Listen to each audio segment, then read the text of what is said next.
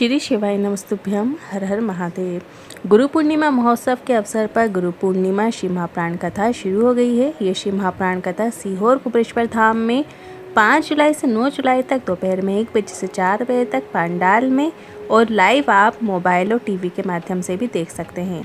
6 जुलाई दूसरे दिन की श्री गुरु शिव महाप्राण कथा पूर्ण हो गई है। और जैसा कि आप सभी को पता है, 11 जुलाई 2025 से सावन का ये पावन महीना शुरू होने वाला है। और इस सावन के महीने के गुरुजी पंडित प्रदीप मिश्रा जी के द्वारा लगभग 30 से अधिक उपाय बताए गए हैं।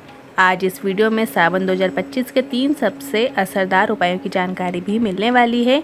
साथ ही कल 7 जुलाई सोमवार का दिन है। इस दिन भी किया जाने वाले एक विशेष उपाय की जानकारी देंगे। साथ ही आज की कथा में गुरुजी ने कुछ विशेष उपाय बताए हैं, इसकी भी जानकारी आज के इस वीडियो में आपको प्राप्त होने वाली है। शरीर में यदि कंपन हो जाता है तो उसे दूर करने का आज की कथा में एक नया उपाय बताया है। साथ ही दूसरा गुरुजी ने बताया है कि शिवलिंग पर 5 स्थान ऐसे हैं जहां पर चंदन लगाने से बाधाओं को दूर करने वाले एक उपाय की जानकारी मिलने वाली है।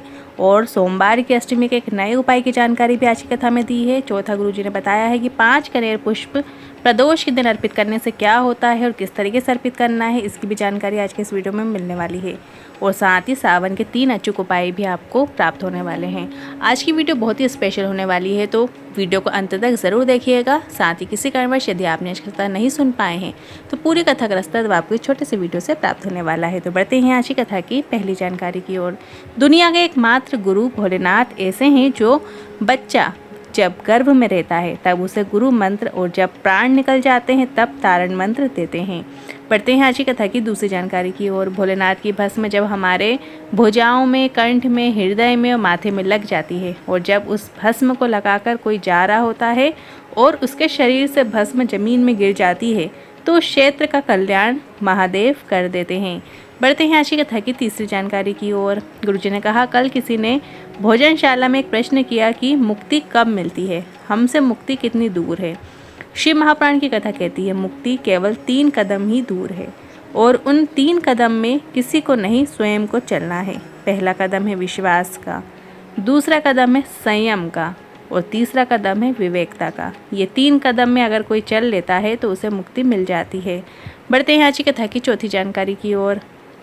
गुरु जब गुरु मंत्र देते हैं तो ये समझ लेना कि शिष्य का गुरु मंत्र लेने के बाद नया जन्म हो जाता है।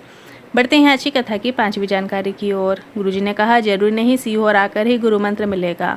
आप तो जहाँ बैठे हो वहीं बैठे बैठे टीवी के माध्यम से अगर आप गुरु की वाणी को अपने अंदर बिठा लेते हैं तो वो आपके गुरु बन जाते हैं। और भोलेनाथ के मंदिर में जाकर 1 लोटा जल चढ़ाकर भोलेनाथ को भी आप श्री शिवाय नमस्तुभ्यम या नमः शिवाय या ओम नमः शिवाय बोलते हुए गुरु बना सकते हैं। बढ़ते हैं आज की कथा की 6वीं जानकारी की ओर।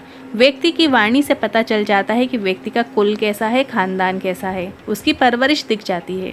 उसके बात करने के तरीके से घड़े के अंदर जो भरा होता है वो झलकता है, वही बाहर झलकता है। जैसे किसी घड़े के अंदर यदि दूध भरा हुआ है, जब आप उसको लेकर चलोगे तो दूध ही झलकेगा ना। उसी तरह अगर आप किसी लड़ते हैं, अपशब्द बोलते हैं, कोसते हैं, दूसरे में बुराइयां यदि आपको नज़र आती हैं तो ये आपके अंदर ही है जो बाहर झलक रहा है।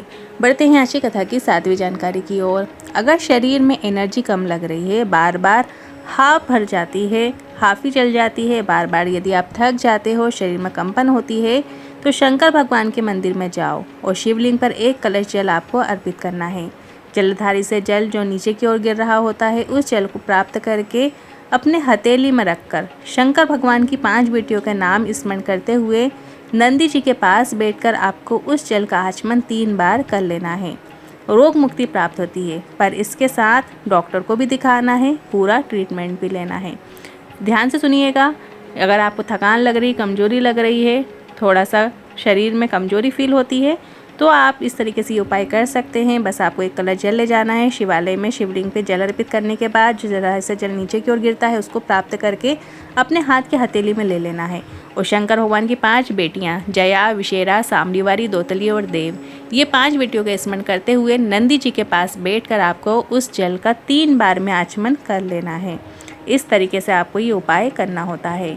अब बढ़ते हैं अगली 8वीं जानकारी की ओर। आज भोजन भंडारे में भोजन नहीं बनाया गया। गुरुजी ने कहा, आज फलाहार बना है। अब कई लोग बोल रहे थे हमारा व्रत नहीं है, तो हमने भी कह दिया यही खा लो, कम से कम उनके व्रत का थोड़ा सा फल हमें भी प्राप्त हो जाएगा।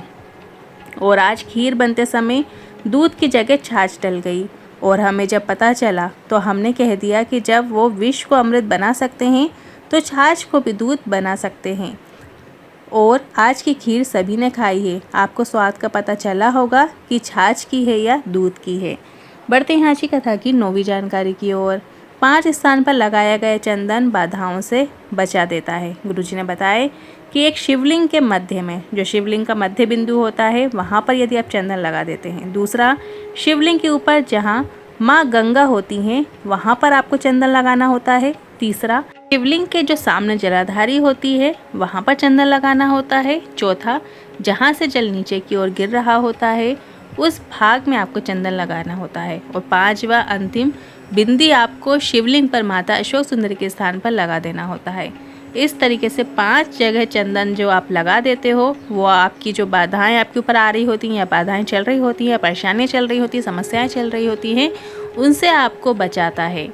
ध्यान से सुन लीजिए। इन शॉर्ट में शिवलिंग का जो मध्य बिंदु होता है, जो शिवलिंग गोल होता है, उसके बीचों बीच आपको एक बिंदी लगाना है। दूसरी बिंदी शिवलिंग के सबसे ऊपर आपको लगाना है जहाँ माँ गंगा होती हैं। तीसरी बिंदी आपको शिवलिंग के सामने जो जलाधारी होती है वहाँ पर लगा देनी है।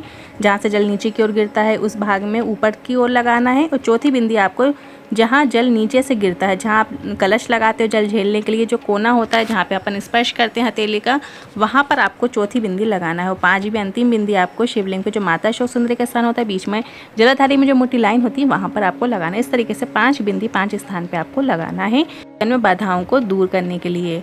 अब बढ़ते हैं अगली 10वीं जानकारी की ओर। शरीर में त्वचा संबंधित यदि रोग हो गया है तो सोमवार की अष्टमी के दिन किया जाने वाला एक विशेष उपाय आज की कथा में गुरुजी ने बताए हैं कि सोमवार की अष्टमी के दिन 5 दूर्वा इन्हीं 5 स्थानों पर जहां आपने बिंदी लगाई उन स्थान पर दूर्वा अर्पित करना है और औषधि रूप में आपको प्राप्त करके घर ले आना है और उसका आचमन आपको शुरू करना है।